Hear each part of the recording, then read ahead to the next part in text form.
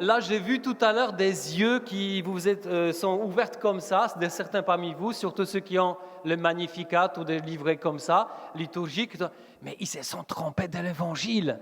Alors, pas du tout. C'est vrai que je changeais l'Évangile exprès pour cette journée, cette messe de la vision. L'Église le permet pour des besoins pastoraux importants de changer ou adapter plutôt l'Évangile. Et du coup, vous avez compris, c'était l'Évangile du bon... Il y a certains qui ont dormi, franchement. Hein. L'Évangile du bon Samaritain. Bon, ce n'est pas interdit de dire dans l'Église bon Samaritain, hein, c'est le contraire. Alors voilà, donc les enfants sont partis avec Serdiane, super. Et là, l'homélie commence que maintenant. Voilà, donc le bon Samaritain.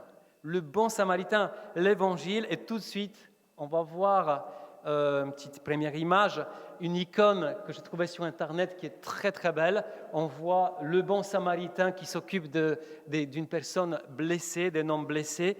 Bizarrement, ces bons Samaritains ressemblent à... Ben oui, vous avez tout compris. Donc tout d'abord, l'image des bons Samaritains. Pourquoi c'est tellement important pour nous? Parce que depuis le début du christianisme, les premiers chrétiens ont compris que ces mystérieux bons Samaritains, c'était l'image de Jésus. L'image de Jésus qui est rempli, Dieu qui est rempli d'amour et de compassion pour le genre humain, c'est-à-dire pour chacun de nous, tout simplement, pour chaque homme, chaque femme, chaque jeune, il est tellement rempli de cette compassion qu'il ne peut pas passer d'une manière indifférente, surtout quand on souffre, quand nous ne sommes pas bien, quand nous sommes, on a besoin d'aide. Dieu ne peut pas passer, alors que les autres passent. Le prêtre, le lévite, les gens spirituels, plus ou moins fortement spirituels, ne s'arrêtent pas.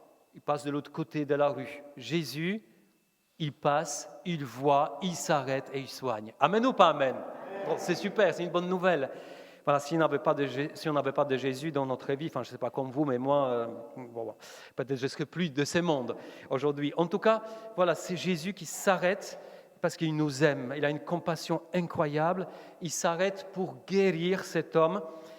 Et il ne demande rien à cet homme. Ce qui est incroyable, parce que nous, comme vous, peut-être vous êtes plus dans la compassion que moi. Moi, quand je vois quelqu'un qui a besoin d'aide, tout d'abord, j'ai envie avant d'accorder un peu d'aide, moi je veux dire qui tu es et pourquoi tu es là et pourquoi tu te retrouves dans cet état-là. Peut-être tu as mérité quand même, peut-être tu étais quelqu'un qui n'était pas bien.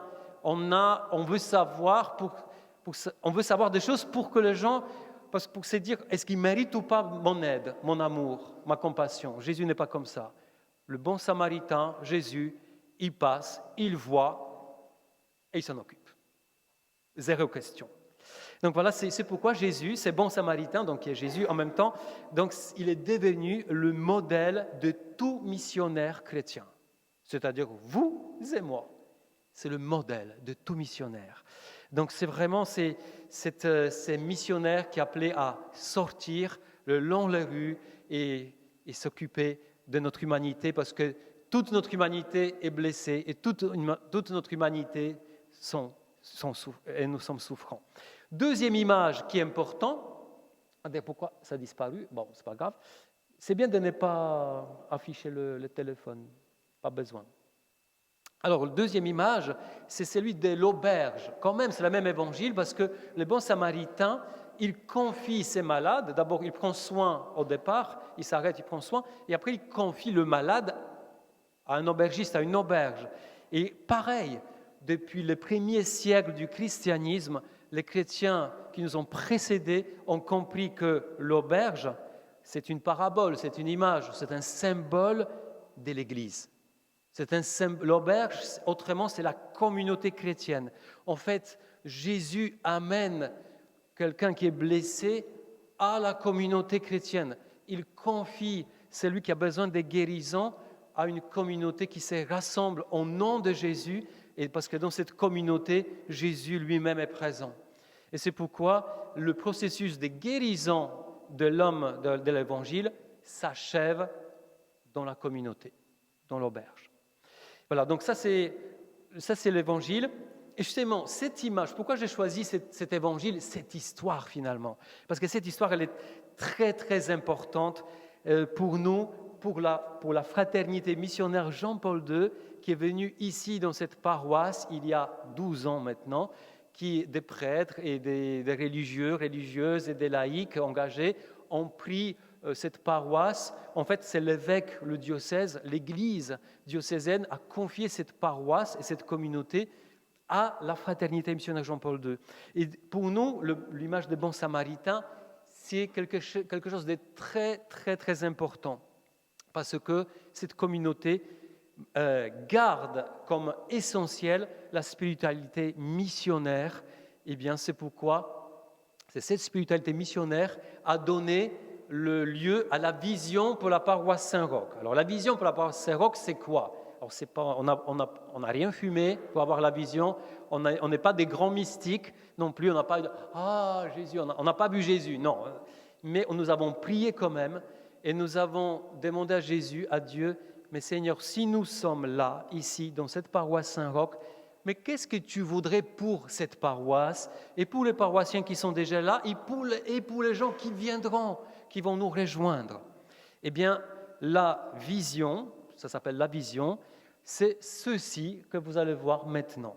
C'est très simple. La paroisse Saint-Roch, c'est une mission paroissiale permanente pour favoriser la rencontre avec Jésus-Christ, vivant, unique sauveur du monde, pour le suivre et en témoigner dans le souffle et la joie de l'Esprit Saint. Alors, c'est bien que ça soit affiché, cette image, parce que vraiment, cette vision, ce n'est pas une invention d'hier. Hein. Cette vision, elle est là depuis pratiquement le début de la paroisse Saint-Roch que nous sommes ici, donc depuis 12 ans presque. Donc, voilà, ce qui est important, c'est la première phrase. La paroisse Saint-Roch, c'est pas une paroisse. C'est bizarre, hein? En fait, le mot paroisse n'existait pas là-dedans. Bon, paroissial.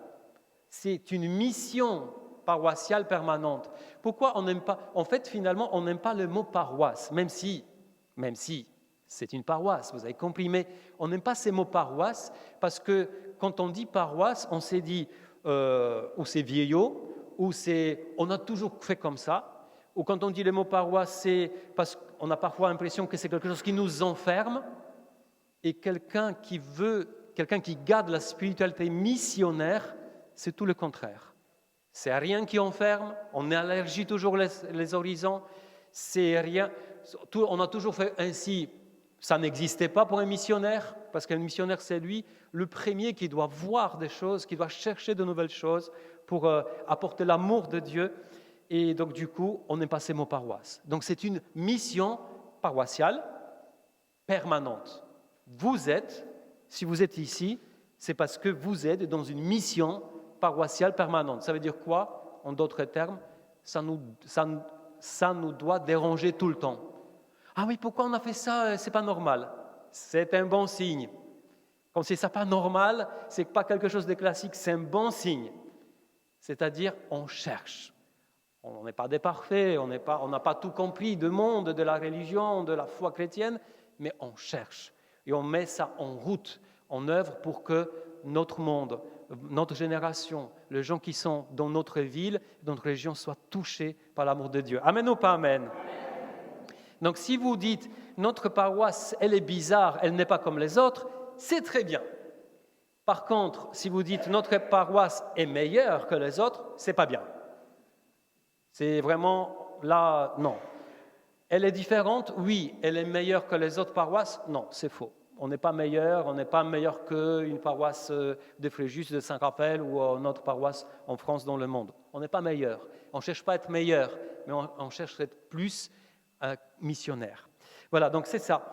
Donc, si c'est ça que nous mène, en fait, si c'est ça cette vision qui nous mène, en fait, il y a des conséquences. Tout d'abord, c'est que le Seigneur nous appelle tous les chrétiens, tous missionnaires. Tous missionnaires. Pas moi. Si. Tous missionnaires.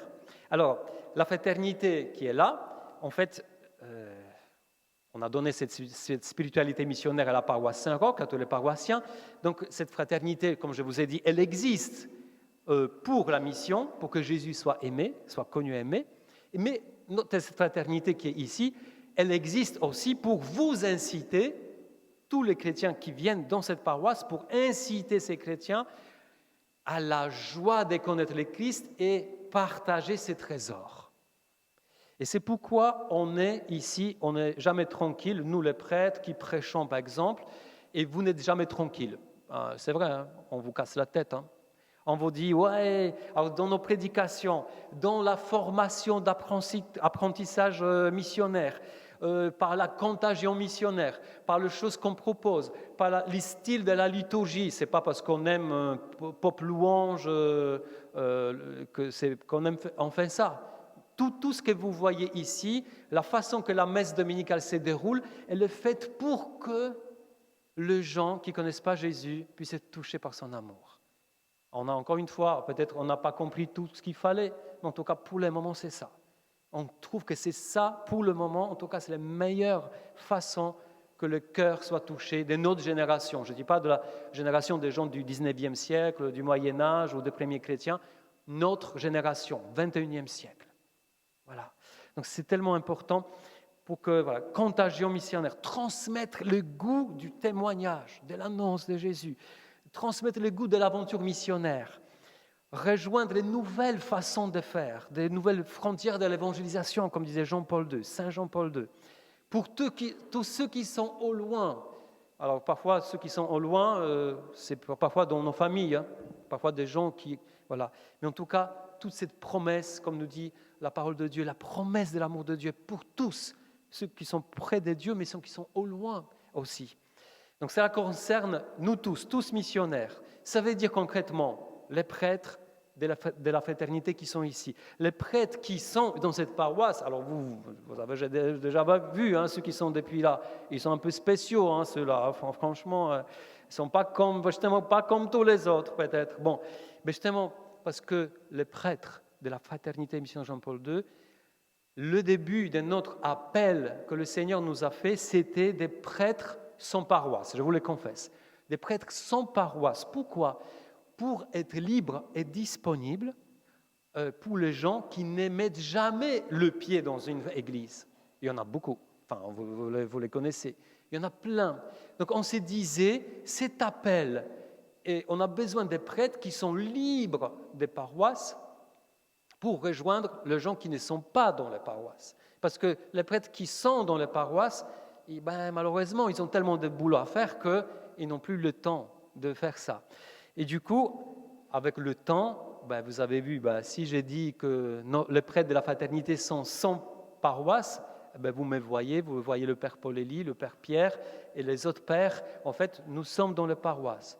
Donc du coup, oui, on a accepté cet effort pour être dans les paroisses, mais avec une condition que nous puissions transmettre cet amour pour la mission, pour vous, mais aussi pour qu'on ne soit pas pris à 100% par la paroisse. C'est pourquoi vous voyez, c'est très concret, c'est pourquoi vous voyez, les paroissiens, vous voyez que le prêtre de Saint-Roch s'absente de temps en temps, ou parfois souvent, ça dépend, parce que ça fait partie de notre ADN de la fraternité.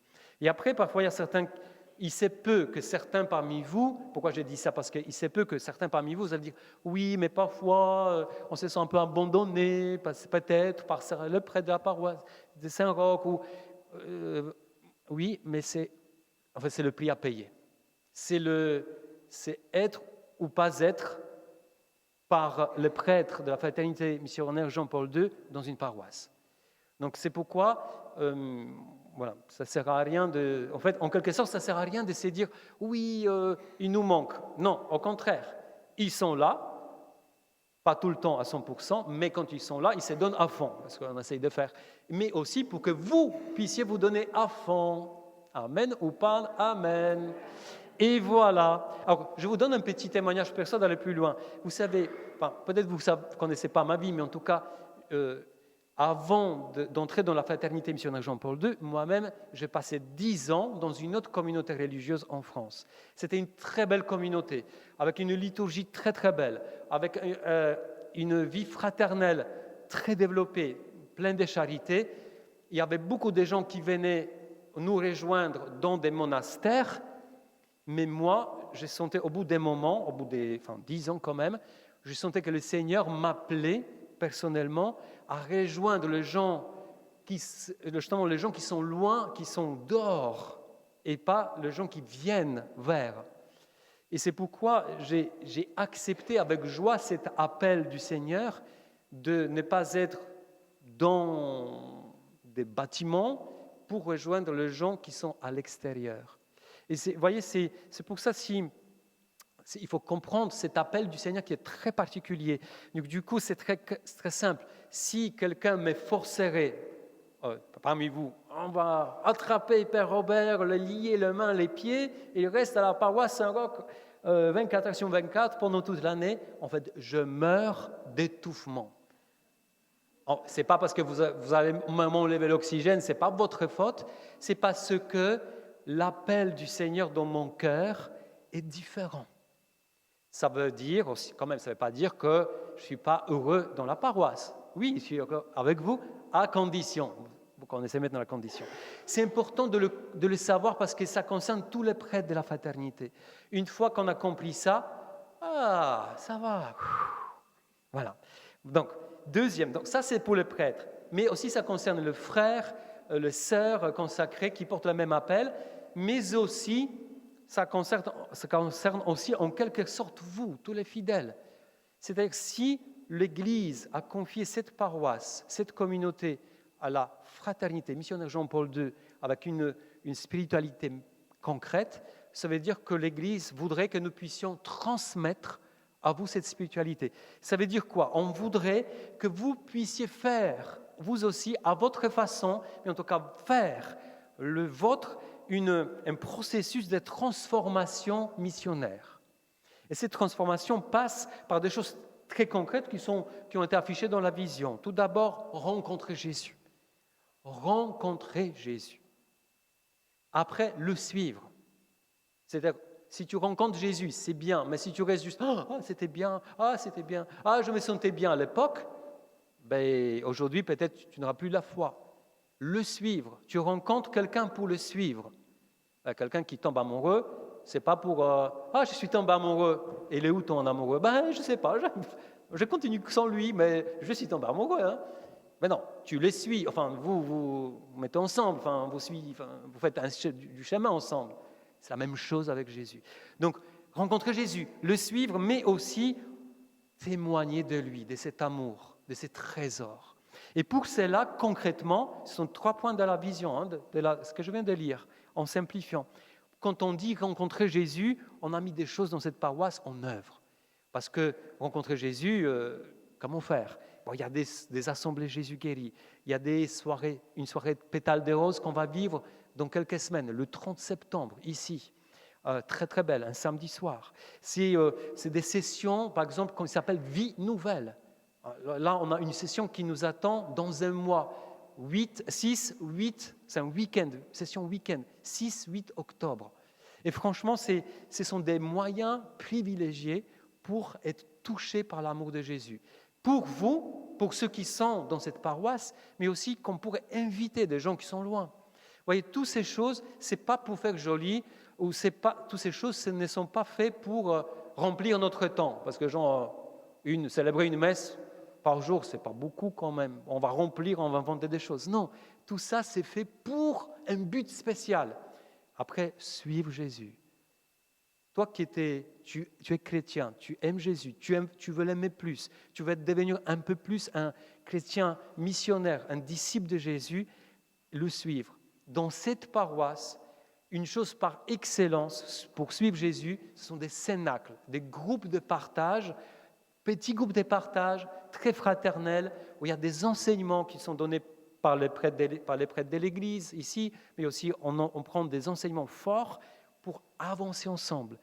Mais pour suivre Jésus, donc ça c'est le moyen privilégié dans cette paroisse, les cénacles.